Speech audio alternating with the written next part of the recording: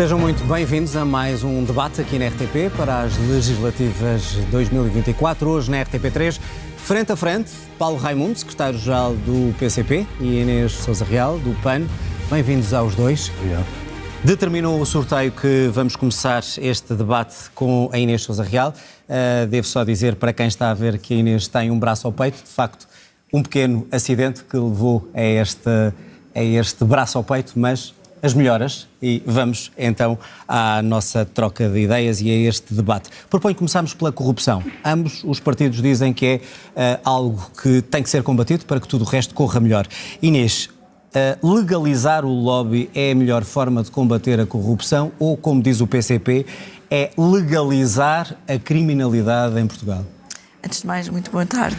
Obrigada mais uma vez por esta oportunidade, mas permita-me uma palavra de agradecimento especial ao Paulo Raimundo e ao PCP, que de imediato, quando souberam do meu acidente, se disponibilizaram para adiar o debate. Felizmente posso estar aqui hoje, mas agradeço evidentemente a cordialidade que tiveram para connosco. Em relação à questão do lobbying e do reforço da transparência, para o PAN é essencial que se regulamente esta atividade para que os cidadãos possam saber com quem é que se sentam os decisores públicos, com quem é que efetivamente a pegada legislativa, com quem é que se sentam à mesa para tomar a decisão, e isso só é possível através desta legislação. Mas a democratização do lobby passa precisamente por garantirmos que todos têm acesso à tomada de decisão, porque o que acontece hoje é que os grandes grupos de lobbying acabam por conseguir ter acesso à governação, à Assembleia da República, mas as organizações não governamentais, ou, por exemplo, sejam do ambiente, da proteção ao nível da sociedade civil, em direitos humanos, e hoje, precisamente num dia em que assinalamos até o Dia Internacional do Combate à Mutilação Genital Feminina, é um dos exemplos claros de forças da sociedade civil que muitas vezes querem manifestar. Mas é uma medida eficaz para combater a corrupção? É uma entre várias medidas. Ou é apenas um paliativo? Neste caso, é uma medida absolutamente imprescindível para garantir maior transparência. Se nós tivéssemos já uma lei desta natureza, por exemplo, em casos como o da Data Center em Sines, em que estavam em causa mais de 2,2 mil milhões de euros em matéria de fundos comunitários para investimento, se esta legislação já estivesse em vigor, nós teríamos sabido com quem João Galamba se tinha reunido. E, de facto, o PAN aqui, para além da lei do lobbying e do reforço da transparência, foi o partido da oposição que conseguiu, no Orçamento de Estado, aprovar a Estratégia Nacional para o Combate à Corrupção, garantir que durante este ano é renovada esta estratégia para que efetivamente tenhamos mais meios, porque não existe uma medida de ouro no combate à corrupção. Existe uma conjugação de várias medidas para que todos os anos não percamos mais de 19 mil milhões de euros para a corrupção, que é dinheiro que faz muita falta aos portugueses. Paulo Raimundo, o PCP e a CDU em geral têm dito que isto é uma forma de legalizar a criminalidade. E eu pergunto-lhe porquê. Há também uma declaração que eu ouvi no Parlamento de um dos seus camaradas dizer quem pretende legalizar o lobby é porque está enterrado até ao pescoço. É também o caso do PAN? Não. Olha, primeiro desejar as melhoras à sua deputada Inês Sousa Real, naturalmente, e rápidas melhoras para enfrentarmos estes tempos muito exigentes que temos pela frente. Eu acho que nós não podemos falar da corrupção, ou de medidas de combate à corrupção, sem deixarmos de ter em conta o principal foco e o principal centro da corrupção no nosso país. E o principal foco, aquele que de facto vai mais fundo na dimensão da corrupção, aquele onde se dá toda a negociata, todo o compadrio, tudo aquilo que de facto faz a diferença, um dos grandes focos disso é as privatizações. Com tudo o que isso envolve, com tudo o que isso mexe. Já lá vamos. Quanto ao lobby? Não, mas eu estou a dizer isto porquê? Porque a sua deputada Inês Sousa Real disse uma questão com a qual eu partilho, que é não há uma medida de ouro que resolva toda a dimensão do problema da corrupção, mas nós não podemos desviar, atacar o centro da corrupção. E, na nossa opinião, o centro da corrupção está nas negociatas e nas grandes negociatas onde as privatizações estão profundamente ligadas. Mas acha que o lobbying é uma forma de abrir a porta? Ou é uma forma de ser mais transparente, saber quem influencia quem no poder? Eu vou-lhe responder, não vou responder. Mas nós, por exemplo, este caso, agora veio a nu do negócio da privatização da ANA, com o relatório do Tribunal de Contas a demonstrar, por A mais B, que usou o Estado. Não usou o Estado. Usou o Estado, usou a vida de cada um de nós, usou o património público, mas alguém se habituou com aquele bom negócio para alguns e um muito mau negócio para nós. O lobbying, para não fugir à pergunta. Nós achamos que as medidas... Nós não ganhamos no combate à corrupção se passarmos a legalizar um aspecto que hoje só é ilegal. Essa é que é a questão. o tráfico de influências, todos São coisas distintas. Não, são coisas distintas. É verdade, são coisas distintas. Mas uma coisa está ligada à outra, no nosso entender, naturalmente. Ou uma coisa levará à outra. Aliás, podemos dizer que não há grandes exemplos de grande concretização prática dessa regulamentação do lobbying, com efeitos práticos no combate à corrupção. O Parlamento Europeu já regulamentou o lobbying, sim, e isso sim. permite-nos saber qual é que é a pegada legislativa. Permite, não evitou nenhum problema de corrupção, nenhum problema de, lá está, compadrio. Quer dizer...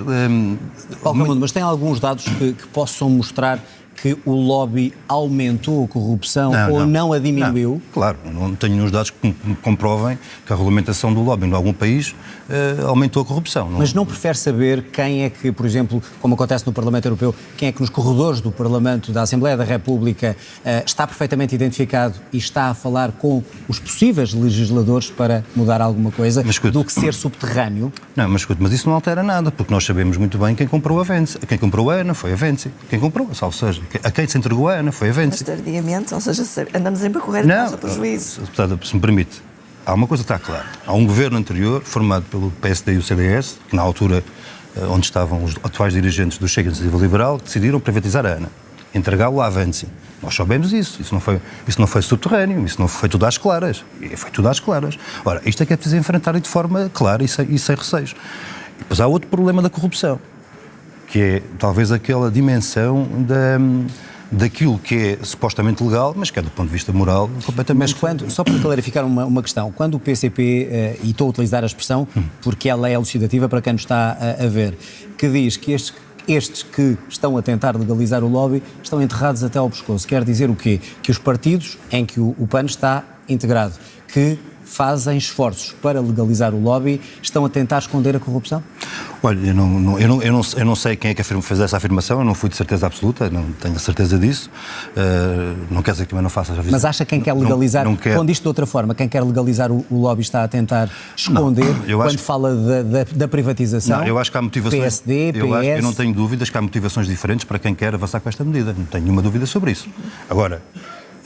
vamos lá ver quem são os grandes beneficiários, os grandes responsáveis, lá está, pelas privatizações e os grandes beneficiários das privatizações.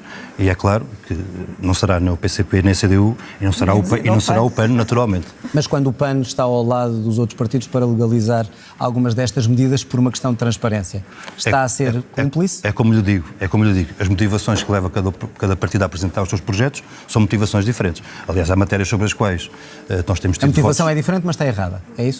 Nós achamos que ela não corresponde às necessidades, não é esse o centro da questão. Tem que equilibrar o tempo. Inês Sousa Real, legalizar o lobby ajuda mesmo a interromper este ciclo de corrupção ou é apenas para ver onde é que está a influência de cada legislador?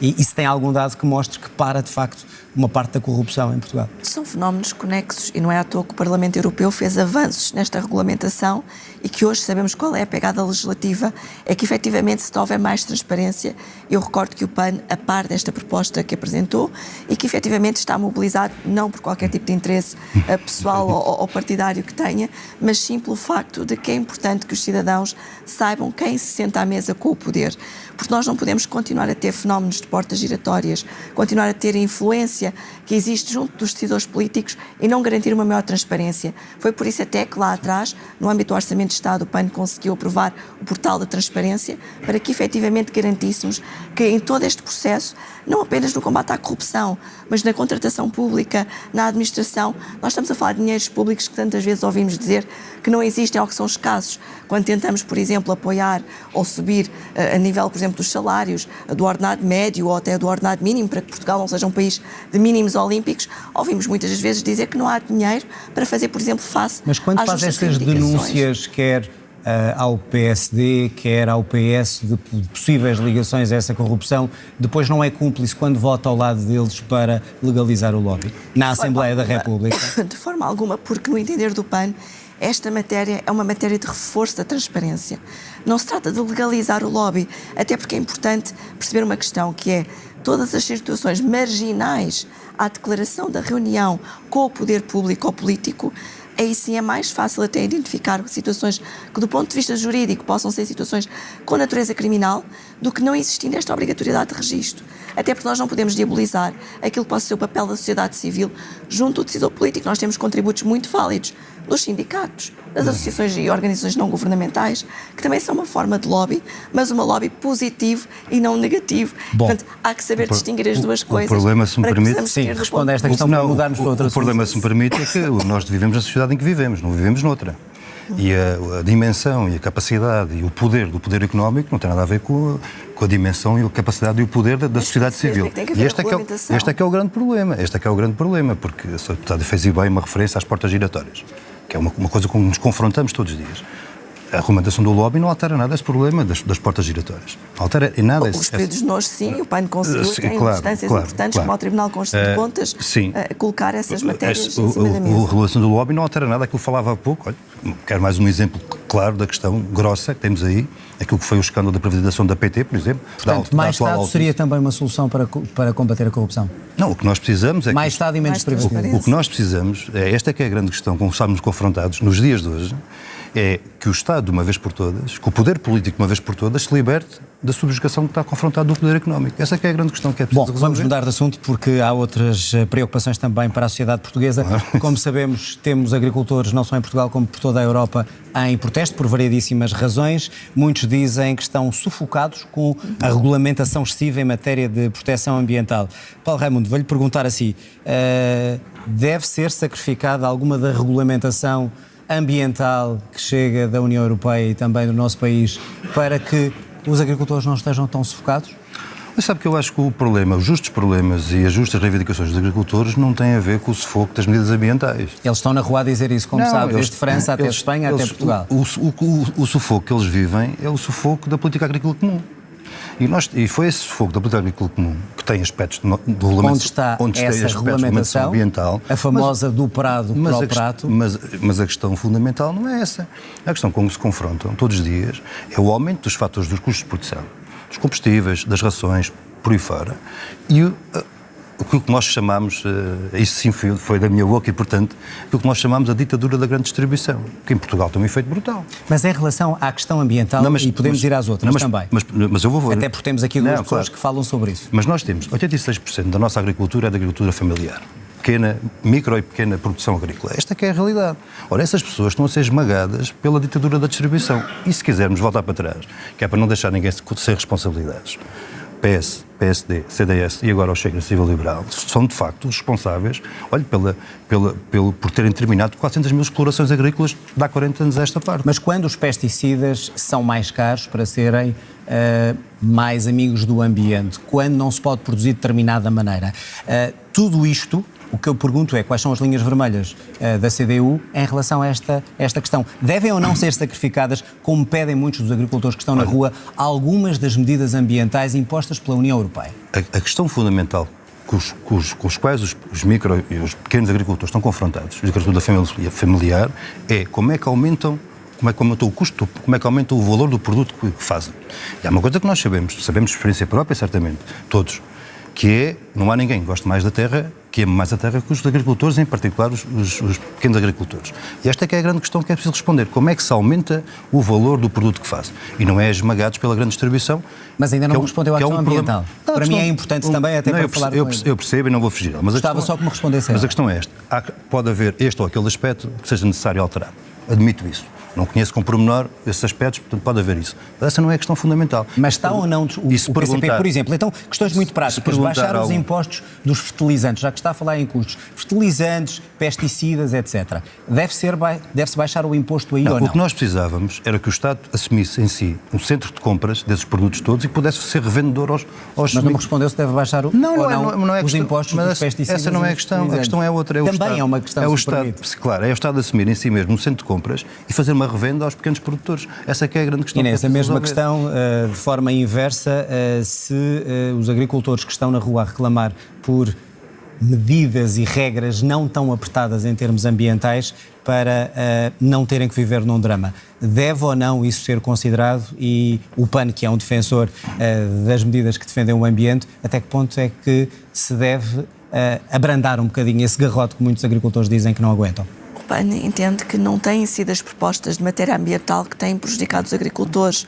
A lógica da política agrícola comum é que está completamente subvertida e muitas das vezes as imposições, seja ao nível da União Europeia, seja a forma de acesso aos canais de apoio, basta pensar que todos têm que ter, por exemplo, apoio técnico para perceber que os pequenos e médios agricultores não têm o mesmo acesso aos fundos comunitários que têm as grandes empresas que, em particular, promovem a agricultura intensiva e superintensiva. Depois, por outro lado, as políticas cegas muitas vezes do Governo, e basta olhar para o que recentemente aconteceu no Algarve, em que quando se impôs as cotas da água, impôs cotas da água de forma completamente insensível perante aquilo que é a distinção entre um agricultor de produção da laranja, da pera rocha, como mete até recursos a práticas tradicionais, para os produtores que têm a produção intensiva e superintensiva. E impostos sobre pesticidas e fertilizantes, é ou não, eles pedem, muitos agricultores também, que esses impostos sejam mais reduzidos. Pensa que deve ser feito isso? O que o PAN tem defendido é uma solução, em nosso entender, equilibrada, que é não mexer nesses impostos, mas sim aliviar a aquisição de produtos biológicos e de produtos que possam garantir e apoiar os produtores. Mas se os impostos forem muito práticas, elevados, quem paga é o consumidor final. Nós estamos a falar de uma alternativa. O PAN tem defendido que se apoie a produção biológica. Portugal, em comparação com outros países da União Europeia... Portanto, mais subsídios, apoios, mas não retirar os impostos. Mais apoios para a produção biológica, não apenas ao nível dos subsídios, mas, acima de tudo, para a produção biológica, para os serviços de ecossistema. Eu recordo, inclusivamente, que foi precisamente pela mão do PAN que se introduziu, por um lado, a alteração à lei da água, para a gestão do uso da água responsável, mas uma medida que também beneficia os pequenos produtores e os negócios da agricultura, que foi o IVA zero no cabaz essencial e o IVA zero para as leguminosas. Nós precisamos transitar do ponto de vista da produção. No nosso país queremos ter uma agricultura de futuro e de sustentabilidade. Tem que ser uma agricultura de precisão e com o apoio do Estado para esta transição. A economia verde não se faz sozinha. Os apoios têm que chegar a quem tem melhores práticas e não a quem mais lucra e mais polui. Permita-me só dar esta nota. Para o PAN, lamentamos contudo, partidos como o PCP não tenham estado ao nosso lado quando aprovámos a Lei de Bases do Clima e que tenham votado contra, porque são instrumentos fundamentais para garantir que os produtores têm apoio do Estado na transição climática e na transição energética. Agora, não podemos continuar a investir dinheiro onde se polui e onde causa dano contra a própria atividade, ao invés de incentivarmos as boas práticas e ajudarmos na transição económica que o país tem que fazer. Paulo Raimundo, porquê é que não votam ao lado do PAN, se essa é uma das formas de ajudar também o planeta e os agricultores? Deixe-me só fazer duas afirmações antes de ir a isso. É que senão não conseguimos ir a mais temas. É que nós não acompanhamos a ideia de um confronto entre os agricultores e o ambiente. Aliás, não só não há confronto, como há sintonia. Esta é uma questão. Mas o PAN deixou-lhe aqui um rap. E fez uma afirmação que eu acho que é justa fazê-la agora nesta fase. Perguntou quem paga. Quem paga é o consumidor final. O consumidor final paga sempre. Mas depois quem fica com a riqueza criada não é o produtor. É a grande distribuição. Este é que é o grande problema. Porque nós temos um aperto na grande distribuição nos produtos. Isso, ambos estão de acordo sobre a grande distribuição. Não, porque esta é que é a grande questão fundamental que é preciso resolver de uma vez por todas. Porque nós podemos encontrar as práticas todas e corretas, ambientais, que deem a resposta do ponto de vista de tudo. Mas se não alterarmos, não acabarmos com a ditadura da grande distribuição, já disse, não vai alterar nada. Só porque é que não votou ao lado do PAN perante esta acusação para mudarmos a agulha. Talvez pelas mesmas razões que o PAN não nos acompanhou quando avançámos com uma proposta de apoios extraordinários o ano passado para os agricultores perante um problema muito complexo. Olha, o problema da seca, numa altura muito da seca. Mas esse pacote tinha lá questões que seja de apoio aos combustíveis fósseis ou até a redução do IVA das touradas, que o PAN jamais poderia acompanhar. Não, esta proposta em concreto, não sou deputada Sá Fontinha. Vocês apresentaram um pacote completo, ou seja, com várias reduções do IVA, que não estava isolada, e portanto não podemos acompanhar questões com as quais não concordávamos. Propusemos apoios extraordinários para a agricultura familiar, para fazer face a um problema concreto, desde logo as questões da... Olha, para dar resposta ao problema da seca, como referiu e bem. Então acabam por provar que ambiente versus agricultura também pode levar a essas questões, que é isso que estão aqui a debater. Claro, bom, vamos virar a agulha, vamos olhar para a saúde. Os vossos partidos, pelaquilo que já li e na falta ainda do programa do PAN para conhecer mais em detalhe, mas há algo que me parece claro. Médico de família, enfermeiro de família, para cada um dos portugueses tem sido uma falha até hoje, muitos querem fazer. Eu pergunto-lhe, muito concretamente, perceba a intenção, onde é que se vão encontrar médicos e enfermeiros disponíveis para que cada português possa ter o seu médico de família ou o seu enfermeiro, quando sabemos que falta isso. E a formação de um médico e de um enfermeiro demora anos a fio. Claro. Quando é que acha que se se tivesse possibilidade, em termos governamentais, de tomar essa medida, quantos enfermeiros, quantos médicos e quando é que essa medida estaria eficaz? Olha, eu acho que se houver aqui alguém numa mesa que diga que vai ser amanhã, está a mentir. Não é, isso não há nenhuma dúvida sobre isso. Então esclareça-me essa promessa eleitoral. Noutras circunstâncias. Então esclareça-me essa promessa eleitoral. E fez a pergunta, onde é que vai buscar? Ora, nós temos que ir buscar onde eles existem. E nós não temos um problema de falta de médicos nem de enfermeiros no nosso país. Não temos? Nenhum problema de falta de médicos, nem um problema de enfermeiros formados no nosso país. Não, nós temos um problema de falta de médicos e enfermeiros no Serviço Nacional de Saúde. Esta é a questão. Ora, se isto é assim, o que é que nós precisamos de fazer? Desde logo, duas coisas.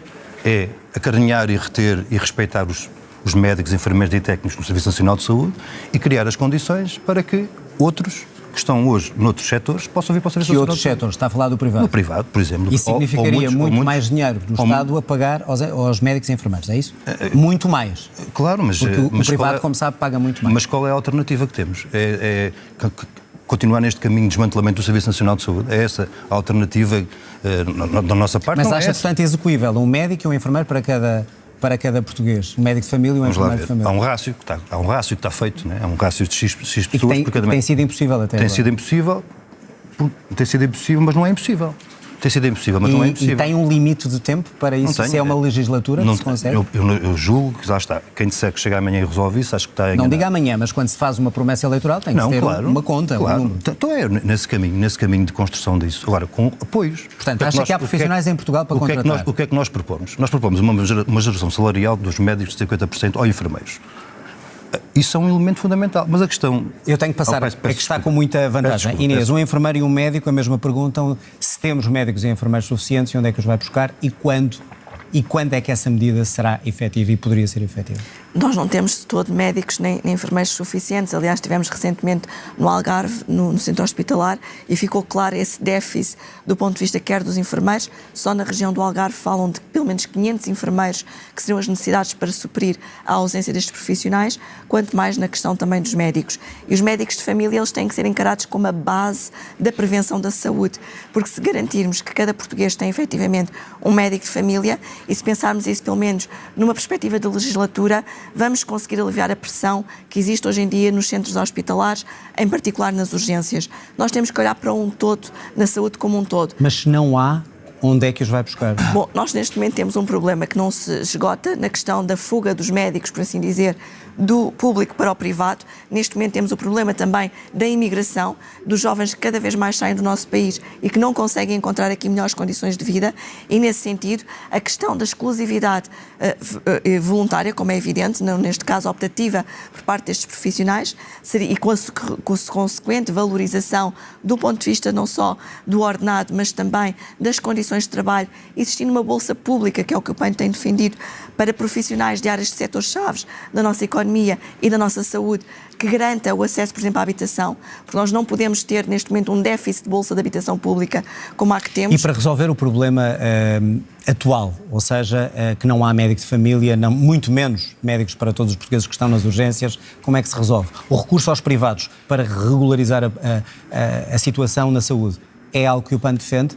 Neste caso, nós entendemos que ninguém deve ficar numa lista de espera por uma questão de preconceito ideológico. E como tal? E, portanto, como tal, se não houver uma opção a curto prazo, que essa poderá ser uma alternativa, mas essa não é a solução para o SNS. O SNS tem que ser robustecido. Aqui a questão não é do SNS, é para a saúde em Portugal.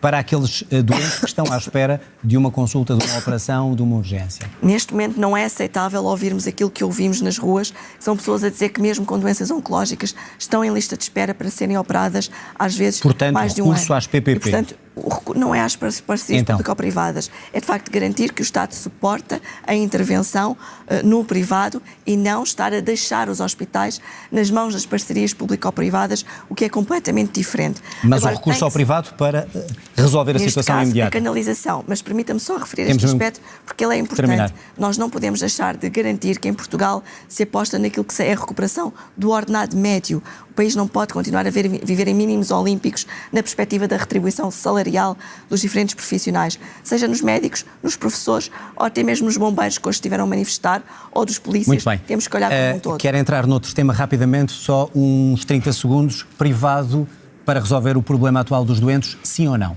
Olha, nós Não estou a dizer as PPP, estou a dizer para resolver estas filas de espera. A realidade que nós temos hoje é metade do Orçamento de Estado do Serviço Nacional de Saúde ser transferido para o setor privado.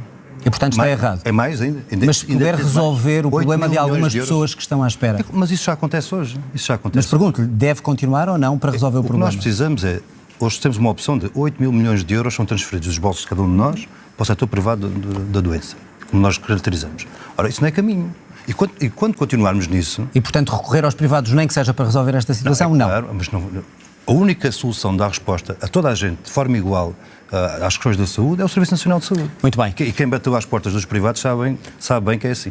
Há vários partidos que dizem que deveria ser claro nesta altura o que é que acontece depois das eleições. Inês, pergunto-lhe se for preciso o PS ter o apoio do PAN, do PCP, do Bloco de Esquerda para fazer uma geringonça nova, o PAN estará disposto a afastar a AD do poder para apoiar um governo de esquerda. Já disse que entre a AD e o PS vem ao diabo e escolha, mas entre o Chega e a AD vem ao diabo e escolha. Portanto, resta o PS. Bom, o PAN já deixou claro que há linhas vermelhas que não está disponível para ultrapassar, seja em relação ao Chega, seja em relação à Aliança Democrática, porque claramente distanciam-se da visão do PAN de sociedade e constituem um perigo até para direitos humanos e sociais. A pergunta era fundamentais. se ajudaria o PS a afastar um governo de direita. A pergunta que se impõe é o que é que o PS estaria disponível para fazer pelas causas que o PAN representa, porque sendo o PAN um partido ambientalista que defende os direitos humanos, inclusive a das mulheres, numa perspectiva que, por exemplo, a extrema-direita e a Aliança Democrática não defendem, ou até mesmo a proteção animal. Portanto, é um sim. Neste caso não é um sim, terá que ser o PS a dar essa resposta. Um acordo ou pontualmente? Um acordo ou pontualmente? Um acordo de governação ou pontualmente? O PAN já deixou claro que toda e qualquer solução da qual faça parte terá sempre por base um acordo escrito. Fizemos na Madeira, fizemos no Orçamento de Estado. A mesma pergunta para a CDU, seria viável voltar a ver a CDU numa geringonça com o PS, se esse fosse o caminho para afastar a direita do poder? Claro, nós precisamos dar resposta no nosso país, não é o que é que vai acontecer depois do dia 10 de março. Mas não acha que os eleitores têm o direito a saber? Têm o direito de saber. Olha, por exemplo... Com o que é que contam com a CDU? A CDU contarão sempre para aumentar salários, para aumentar pensões. Mas não é essa a pergunta. Não, mas é que esta que é a resposta, por uma razão simples, porque isto só é possível numa correlação de forças diferente na Assembleia da República, com uma composição diferente. Ora, e nós, como entendemos, somos indispensáveis para dar essas respostas, nos salários, na saúde, na habitação, para dar resposta aos direitos dos pais e das crianças... Se esse for o caminho, num apoio a um governo PS? É a correlação de forças que saiu das eleições. Não há mais clareza que esta. Não vale a pena nós estarmos a falar sobre cenários sem falar de conteúdos, cenários pós-existentes sem falar de conteúdos. Será da correlação de forças que sair que se abrirão os caminhos. Há duas coisas que podemos garantir. Não faltaremos a nenhuma medida positiva, venha ela de onde vier, e se há, não dirão não força, a um apoio ao PS para afastar a direita. É a minha pergunta. E certamente que, penso que compreenderam o que eu vou dizer agora, não há força como a experiência em Portugal, 100 anos acumulada de combate à direita, tivesse ela as formas que tivesse. Inês Sousa Real, pergunto-lhe, e atendendo, não às sondagens, mas aos últimos resultados eleitorais, e a pergunta é para ambos, se o PAN está aqui a lutar pela sobrevivência política no Parlamento. De forma alguma. O PAN parte para estas eleições sendo o partido da oposição que mais medidas conseguiu fazer aprovar com apenas uma deputada. E isto teve uma tradução de um saldo muito positivo para as pessoas. Mas de uma eleição para outra perdeu metade dos votos, perdeu 3 deputados. Isso não a faz recear que já pode não entrar no Parlamento? Nós tivemos uma prestação positiva para as famílias e não nos podemos esquecer do momento complexo e que de alguma forma o Bloco... Portanto, acha que não vai acontecer? Temos mesmo que ser só mesmo, muito permita-me comedido. só concluir esta questão, é porque efetivamente quando nós conseguimos garantir que, por exemplo, mais de 90 milhões de euros hoje estão a financiar os espaços sociais através da taxa de carbono, ou acabamos com os estágios profissionais não remunerados para os mais jovens, ou 40 milhões de euros para a proteção animal, são medidas muito concretas que fazem diferença na qualidade de vida das pessoas.